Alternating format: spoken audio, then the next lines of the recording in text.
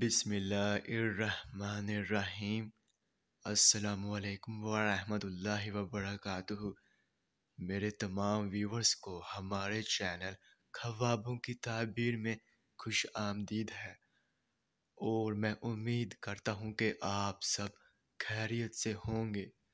اور میں اپنے ویور سے کہنا چاہتا ہوں کہ میں جو بھی خواب کی تعبیر پیش کرتا ہوں، چاہے ان خوابوں کی تعبیر کا انجام اچھا ہو یا پھر برا، وہی حقیقت ہے، کیونکہ میں اپنے سے خواب کی تعبیر پیش نہیں کرتا، اور نہ ہی میرا اس میں کوئی اندازہ ہے، کیونکہ یہ تعبیریں انبیاء کرام کی بتائی ہوئی سچی تعبیریں ہیں۔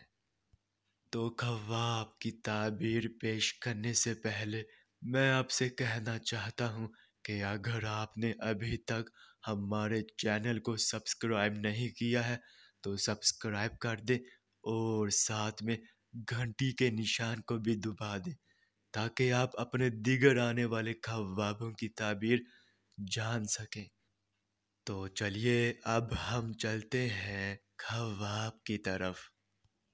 تو ناظرین، اگر خواب میں بطخ سفید دیکھی ہے تو اس خواب کی یہ تعبیر ہوگی کہ ایسی عورت سے شادی ہوگی جو کہ مال و متاع ساتھ لائے گی۔